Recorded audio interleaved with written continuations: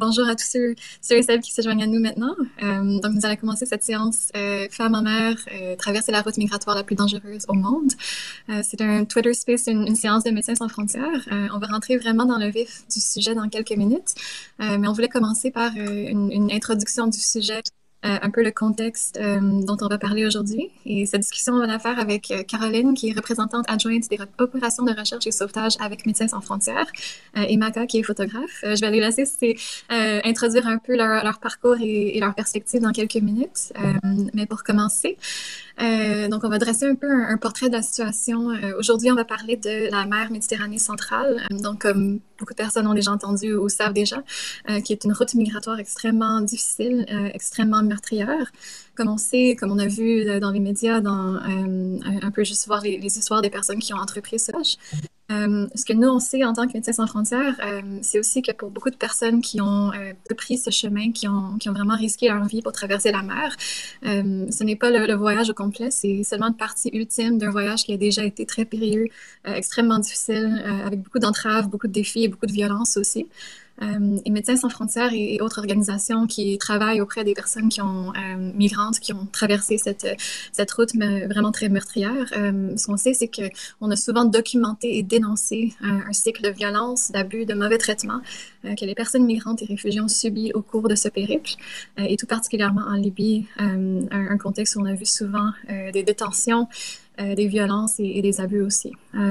Et aujourd'hui, on a voulu parler particulièrement de la perspective des femmes dans ce contexte. On sait que les femmes sont à peu près 5% des personnes qui ont traversé la mer Méditerranée. Leurs histoires ne sont pas toujours aussi entendues. Donc, on voulait prendre un temps pour voir ces histoires personnelles, vraiment des gens qui ont entrepris ce voyage et savoir un peu qui elles sont, quels ont été leurs parcours, leurs histoires. Et on va avoir cette discussion aussi avec des personnes qui ont travaillé auprès d'elles, donc qui ont passé du temps sur le bateau de Médecins sans frontières.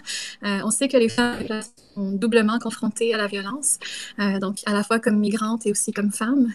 Donc beaucoup des femmes qui ont entrepris ce voyage ont été confrontées à l'exploitation sexuelle, à l'esclavage, à d'autres formes de violence. Donc, les histoires qu'on va écouter, je tiens à dire aussi que c'est des histoires qui sont très difficiles aussi, marquées de violence, marquées bien sûr de force aussi et de résilience. Mais je tiens à dire que c'est des histoires qui sont très difficiles aussi à entendre. Les Médecins sans frontières, on travaille depuis 2015 dans les opérations de recherche et de sauvetage en mer Méditerranée centrale.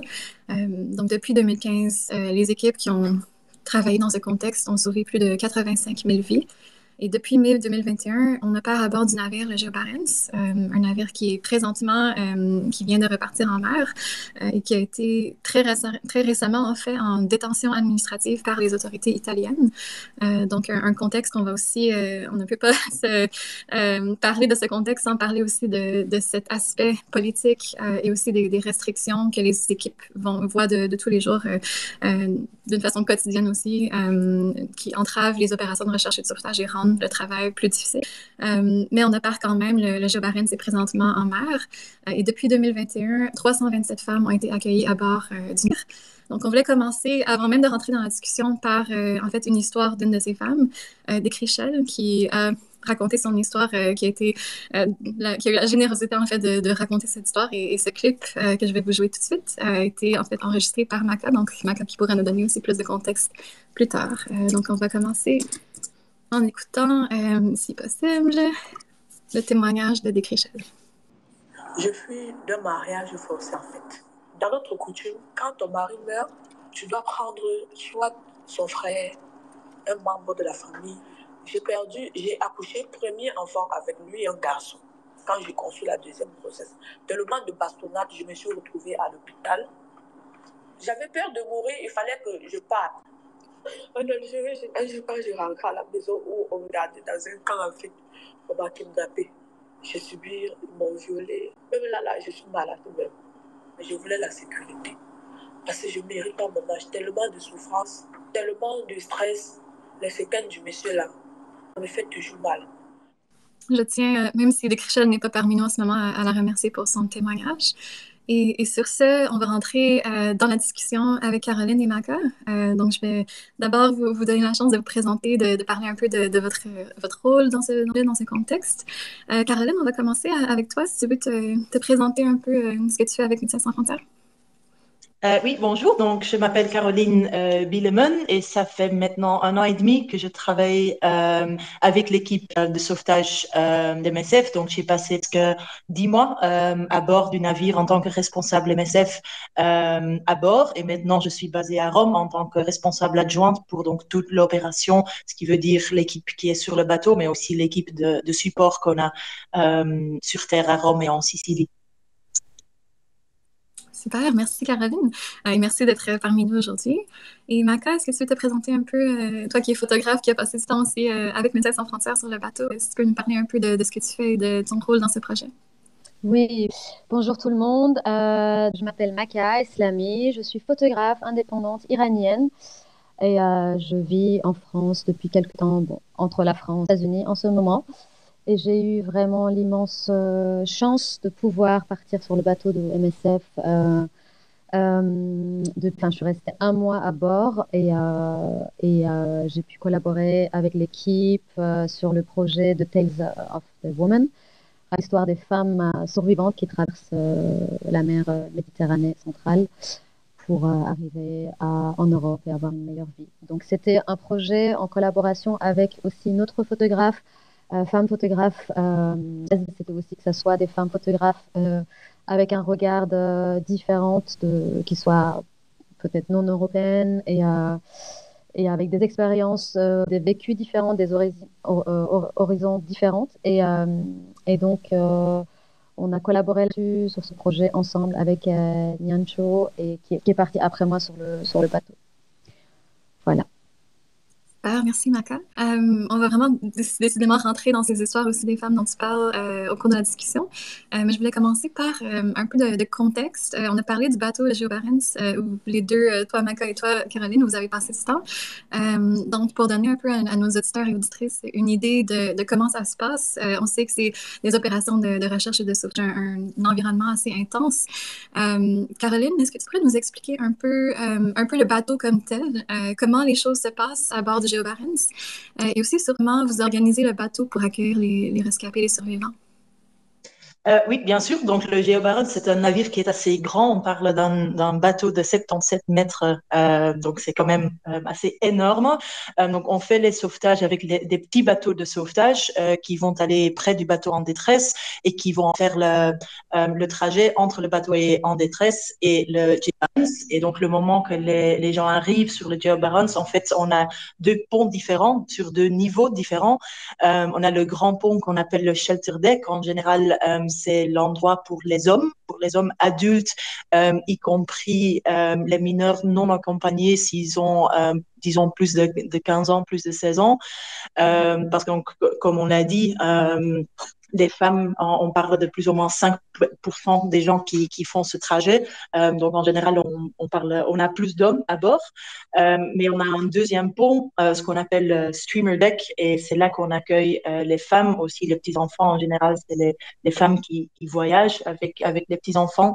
Et donc, on essaye de faire un espace un peu plus calme, un peu plus sécurisé pour eux, où ils ont avec un peu plus d'espace privé aussi pour eux, où on essaye bien sûr que notre équipe, hommes et femmes, ils ont accès, mais on essaie de vraiment être sûr de ne pas rentrer sans faire signe, surtout si des hommes qui doivent passer. Donc, on essaye vraiment en général aussi, comme le groupe des femmes est beaucoup plus petit, on a un peu plus de temps d'aller jouer avec les enfants, de prendre vraiment le temps de parler aux femmes. Et ce qu'on fait aussi, c'est parce que très souvent aussi, on a des groupes de famille. Et donc, une fois par jour, on organise une visite où donc les femmes et les enfants, s'il y a des enfants, on peut faire une visite chez leur compagnon, leur papa sur l'autre pont. Donc, c'est comme ça, plus ou moins, que la vie se déroule pour les gens pendant les jours qui sont à bord avec nous. Merci Caroline, ça donne vraiment une bonne idée de l'atmosphère un peu. Et on sait aussi que tu parles de jours, parfois ça peut être quand même assez long, n'est-ce pas, le montant de temps, disons, que les gens passent sur un bateau, sur le Géo Barents? Oui, donc en général, le nombre de jours que les gens passent chez nous, en fait, ça a changé beaucoup depuis l'année passée, le temps que moi j'étais là. Donc, le temps que j'étais là, on devait toujours attendre plusieurs jours pour avoir le port sûr pour débarquer les gens. Donc, c'était très vite 9 jours, 10 jours, 11 jours, 12 jours avec les gens à bord. Maintenant, on reçoit le port tout de suite, mais ce sont souvent des ports qui sont beaucoup plus loin de la zone où on fait les sauvetages. Donc, toujours, ça prend 4, 5, 6 jours pour arriver dans le port. Là, il faut, même si l'équipe, on fait tout ce qu'on peut pour faire le voyage le plus confortable possible, à la fin, c'est pas confortable. Donc, c'est 5, 6 jours, ça prend longtemps parce qu'on dort par terre. Oui, c'est pas, on dort avec plein de personnes tous ensemble. C'est bien sûr pas le plus agréable, mais on fait ce qu'on peut pour avoir une atmosphère un peu chaleureuse et sécurisée pour toutes les personnes à bord. Mhm, merci. Et on parlait un peu plus tôt des défis particuliers que les femmes ont vécu pendant leur séjour. Qu'est-ce que toi tu vois comme étant ces défis auxquels les femmes sont confrontées en se déplaçant en général sur les routes migratoires, mais tout particulièrement lorsqu'ils traversent la Méditerranée? Qu'est-ce que vous avez vu un peu comme ces défis, ces expériences particulières en fait pour les femmes?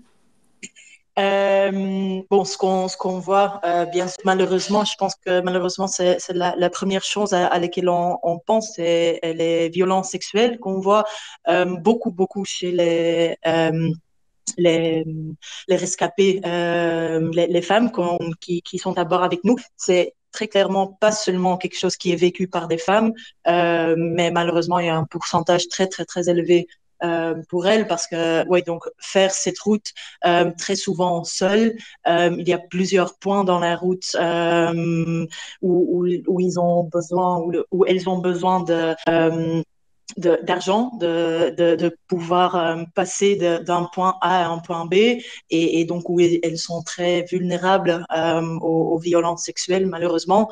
Euh, Assez souvent aussi, donc le fait d'être femme les expose à des vulnérabilités particulières dans leur pays même. Et donc, on voit aussi des femmes qui, en fait, qui doivent fuir leur pays à cause des vulnérabilités qui sont particulières pour les femmes. Donc, par exemple, les mutilations génitales, par exemple, mais aussi les mariages forcés. Donc, parfois même leur genre, le fait d'être femme, parfois est à la base même de la décision de devoir quitter leur pays. Parfois eux-mêmes, mais je me souviens aussi de rencontrer des femmes qui étaient là avec leur jeune fille, par exemple, et où ils disaient connaissant toutes les difficultés que moi j'ai vécues, je ne veux pas que ma fille euh, doit vivre la même chose, et donc on cherche un endroit plus sécure pour elle. Mhm. Donc, c'est vraiment une quête de cette sécurité, de une nécessité, comme on voit la migration comme telle, ça vient de la nécessité. Et quand tu nous parlais un peu des défis particuliers, quel type de soutien MSF fournit pour faire face à ces expériences spécifiques pour les femmes qui sont accueillies sur le Géo Barents, mais aussi en général? Comment est-ce que vous rendez ces soutiens accessibles, sécuritaires et aussi confortables peuvent l'être dans un contexte qui est bien sûr assez chaotique et un peu assez imprédictible, avec des limites un peu sur un bateau, bien sûr, et surtout pour des personnes qui ont subi des violences graves souvent. Donc, quel type de soutien vous donnez aux femmes qui arrivent? Ouais, donc on a une équipe médicale qui est à bord, y compris une sage-femme qui en fait va prendre en charge donc le streamer deck dont je parlais, donc tout l'endroit sur le bateau où il se trouvent les femmes et les enfants. On a une psychologue à bord aussi, un médecin, infirmière, et en plus on a une équipe qui s'occupe de la protection, y compris des médiateurs culturels, donc des collègues qui peut donner des informations, mais aussi soutenir les gens le plus possible dans leur langue maternelle. Et après, je pense que ouais, donc il y a vraiment les services qu'on a, donc aussi oui pour tout ce qui, on peut faire un suivi pour les violences sexuelles, pour les infections transmises. Donc on a tout ce côté, disons médicale, y compris la santé mentale. Et après, c'est vraiment l'équipe à bord qui essaye de, de mettre en place un espace où les femmes peuvent s'exprimer. Moi, les dernières semaines, j'ai pensé beaucoup à nos expériences du 8 mars l'année passée, où on était à bord avec plusieurs femmes, y compris plusieurs femmes qui avaient vraiment vécu des moments très, très, très difficiles. On avait quelqu'un à bord avec la cheville comment dire, désolé, je cherche le mot en français, qui était gravement blessé, disons, parce que la première fois qu'elle avait essayé de quitter la Libye avec son enfant, qui était encore très petit, il y avait des forces armées qui étaient venues. Elle avait dû courir sur la plage. Elle était tombée. Elle s'était vraiment blessée.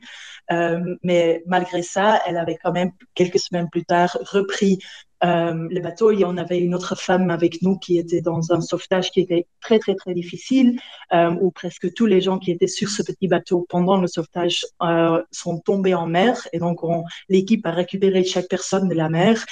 Et 3 jours plus tard, on était le 8 mars et les femmes étaient là tous ensemble en train de chanter, en train de dessiner, en train de parler ensemble. Et oui, ça m'a très fortement touchée. Et c'est très clair qu'en tant qu'équipe MSF, on peut essayer euh,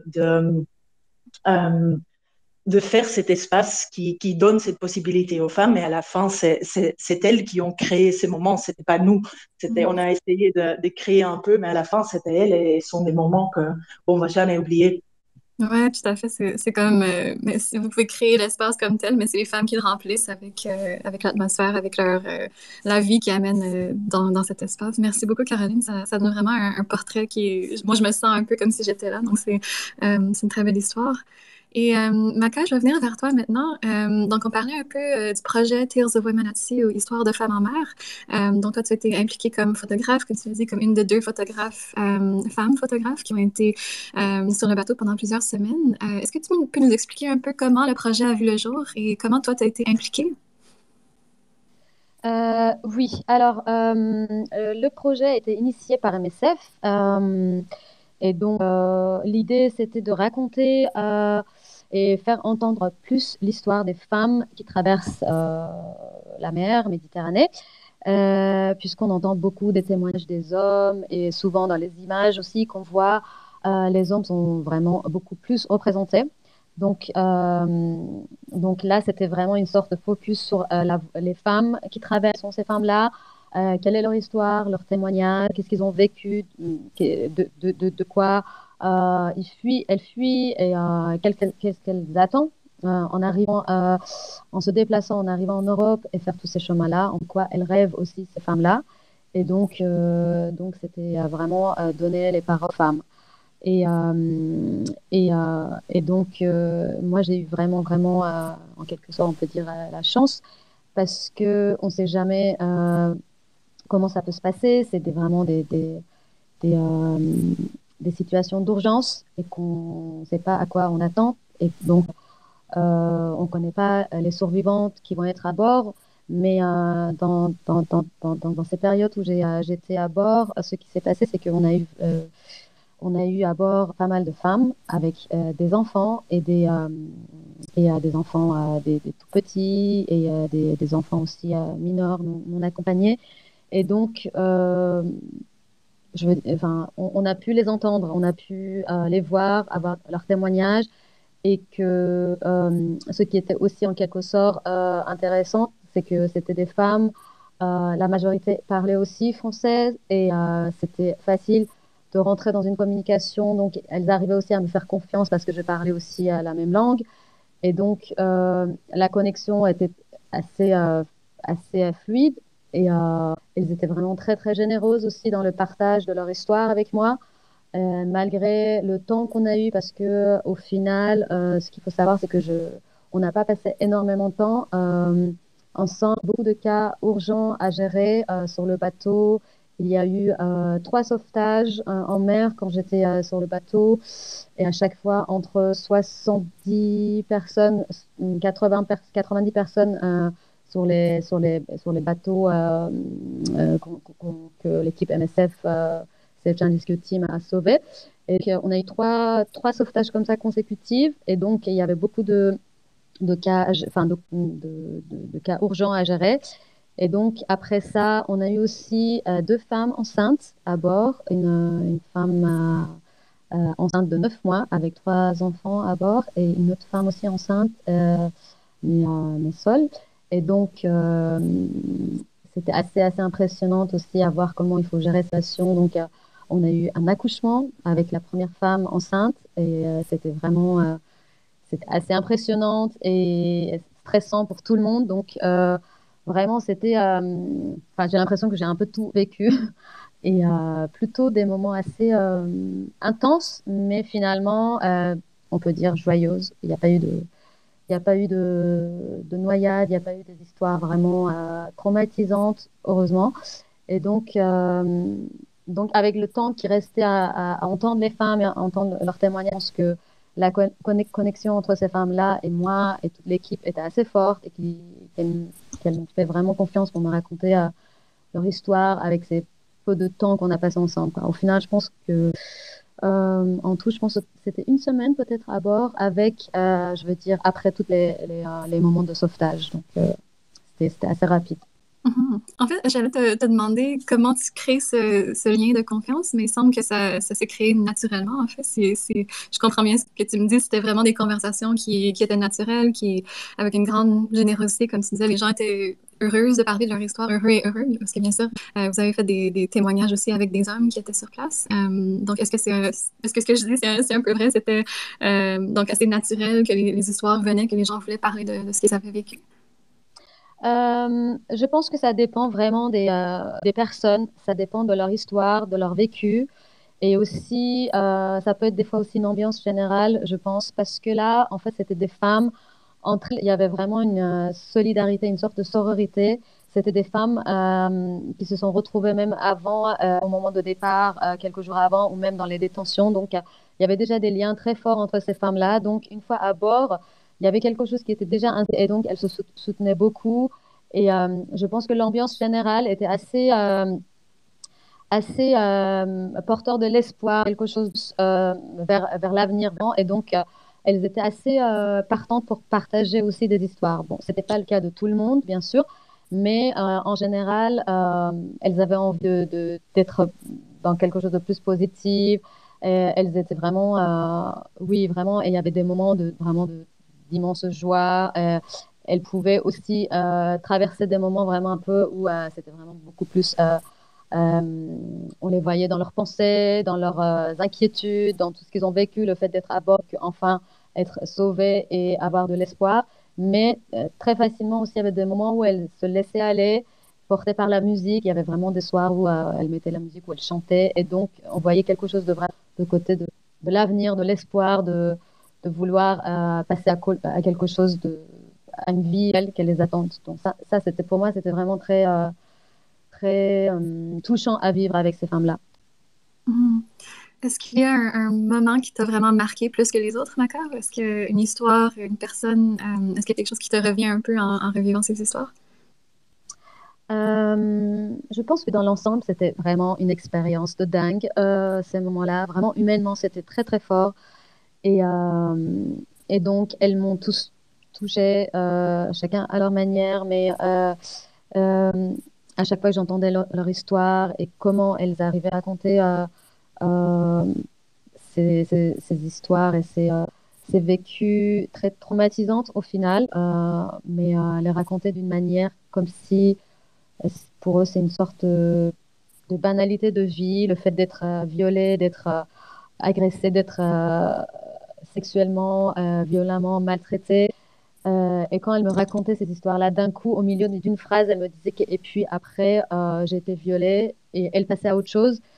Et moi, j'étais vraiment bouleversée par ces expériences tellement comme s'ils ont l'habitude, enfin, comme si, je ne sais pas, comme si c'est une partie de leur vie, leur destinée de vivre ce genre de violence. Et donc, pour moi, c'était vraiment bouleversant. Et puis, il y avait aussi l'histoire d'Ekréchel, qu'on a entendu aussi au début, qui était vraiment qui était vraiment, on peut dire, atroce, parce que après toutes les violences venant de son deuxième mari, elle a fui son deuxième, la violence qu'elle vivait avec son deuxième mari qui le battait. Et elle a pris le train pour venir vers Libye. Donc, elle a traversé Niger, l'Algérie, tout ça. Et puis, à un moment, elle était avec sa petite fille, vraiment, qu'elle avait 6 mois au début de la route. Et puis, la petite fille, elle tombe malade en traversant le désert. Et elle sort vraiment tardivement. Et puis, de toute façon, elle ne pouvait rien faire, pas de médicaments, il n'y avait rien pour la soigner. Et malheureusement, sa petite fille, elle décède, elle meurt dans les déserts d'Algérie. Et elle se sent, enfin, elle était obligée de laisser sa fille et l'enterrer là-bas. Et donc, elle en parlait, ça revenait souvent en disant qu'elle elle se sent pas bien parce qu'elle se sent maintenant, elle, en sécurité, alors qu'elle a laissé sa fille enterrée en désert. Et donc, souvent, dès qu'elle pensait à elle, elle commençait à pleurer, elle se sentait vraiment coupable d'être d'être là, saine et sauve, et finalement vers fuir enfin, toute cette atrocité et qu'elle n'a pas pu sauver sa fille. Donc ça, c'était vraiment, c'était dur à entendre et avec tous ces traumas.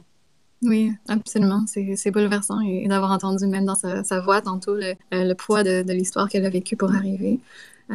Et je pourrais écouter ces histoires encore très longtemps, mais on arrive un peu à la fin de la séance, mais on ne peut pas vraiment avoir cette conversation sans parler du contexte un peu plus large.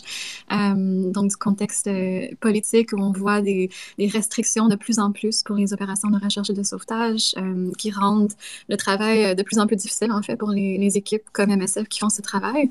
Donc, Caroline, de ton expérience un peu, été l'expérience de travail des équipes dans ces conditions qui sont de plus en plus restrictives, qui entravent les opérations vitales de recherche et de sauvetage. On parlait du décret législatif italien, on a parlé de la détention administrative du Geo Barents. Comment c'était de travailler dans ces conditions? Bon, en effet, c'est clair que c'est très, très frustrant. Donc, on vient de passer, ou l'équipe vient de passer 20 jours en port. On sait qu'il y a toujours des gens qui entament ce voyage et savoir qu'on n'est pas là pour faire le sauvetage, c'est clair que c'est très, très dur. Et je pense que c'est ça l'important, non? Ça peut être frustrant c'est une chose, mais l'important, c'est les gens qui payent vraiment le prix de ces politiques qui sont tellement restrictives. C'est ceux qui ont besoin d'assistance en mer, le moment qu'ils sont en problème avec leur bateau. Et donc oui, en effet, cette nouvelle législation italienne, il y a d'un côté le fait qu'on peut faire qu'un sauvetage à la fois. Il faut savoir qu'avant cette législation, on en faisait plus ou moins plus de 4 par rotation. Donc, ça veut dire qu'on avait en général plus ou moins 285 personnes à bord. Maintenant, on fait un sauvetage, on a 100 personnes à bord. Et il faut se poser la question, où sont ces gens qui sont plus sauvés par les ONG? Bien sûr qu'il y en aura qui vont pas survivre ce voyage.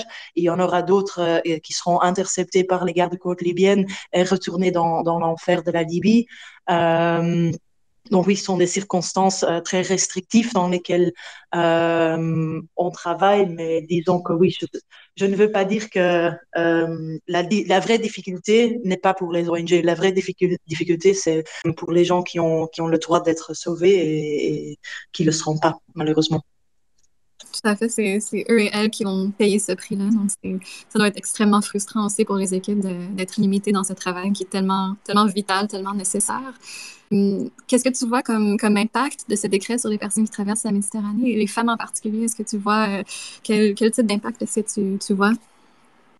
Ben, je pense que l'impact le plus direct, en effet, c'est le fait qu'on sera pas toujours là, si c'est nous, si c'est d'autres ONG.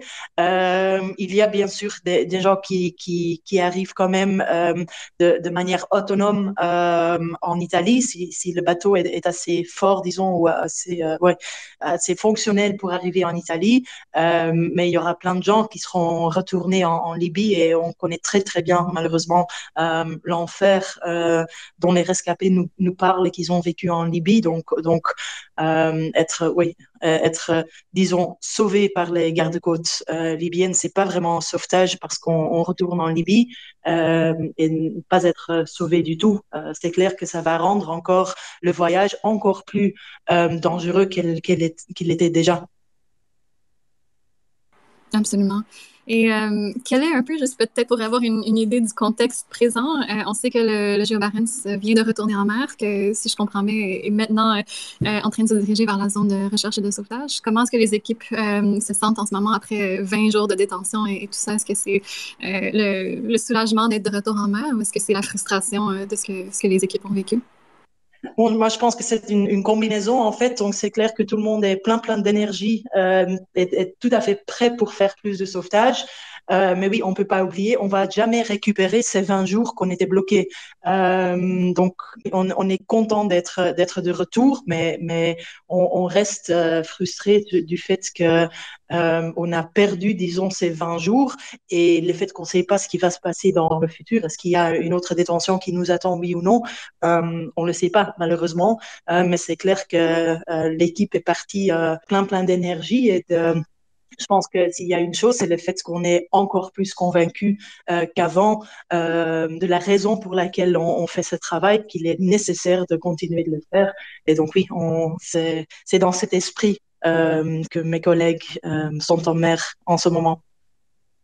Merci Caroline, je pense que c'est un très bon mot de la fin avec cet espoir, cette solidarité. Mais je voulais aussi, pour toi, Maka, te laisser si tu avais un mot de la fin avant qu'on termine la séance. Est-ce que tu avais une dernière réflexion, une dernière question, commentaire avant qu'on commence à terminer la séance?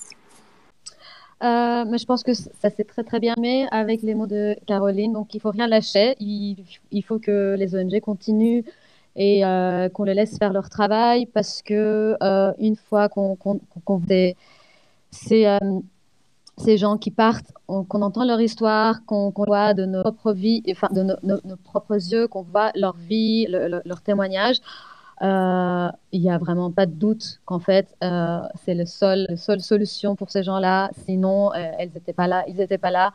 Donc, ils ont tous des rêves comme on a tous, des envies comme nous, on a tous, c'est avoir une vie normale comme tout le monde. Donc, personne ne peut les empêcher et enfin, que c'est l'envie le plus basique de tous les êtres humains de vivre en sécurité, en paix et grandir ses enfants, les envoyer à l'école. Donc, elles sont tous là, ces gens-là, ils sont tous là pour une vie meilleure comme nous tous. Donc, voilà. Merci, Maka. Et sur ce, parlant de ces histoires qu'on a eu la chance d'écouter et d'entendre, mais de voir aussi, je vous invite, nos auditeurs et auditrices, on sait que Twitter Space, c'est un espace on entend les histoires, mais il y a aussi beaucoup de photos qui ont été prises, bien sûr, par Maka et d'autres photographes aussi dans le projet. Donc, je vous invite à visiter nos médias sociaux et vraiment voir les magnifiques photos qui ont été prises et lire ces histoires personnelles, ces expériences vraiment qui illustrent cette expérience de la migration, cette route, cette traversée qui est extrêmement difficile, mais vraiment des yeux des personnes qui l'ont vécu. Et sur ce, merci à tous et toutes d'avoir écouté cette discussion. Je vous invite aussi à rester à l'affût de nos discussions futures. On aura aussi, au cours du mois d'avril, on va aborder le thème du climat et de la santé. Donc, c'est à venir bientôt. Et restez aussi sur le Twitter de MSFC, donc MSFSEA, où vous pouvez voir aussi les mises à jour un peu quotidiennes du travail de Médecins sans frontières en Méditerranée, la recherche de sauvetage. Donc, si vous voulez en apprendre plus sur ce travail, des histoires et rester à l'affût de cette information, je vous invite à consulter ça aussi. Donc, merci à tous et toutes et à la prochaine. Bonne journée. Merci. Merci, au revoir.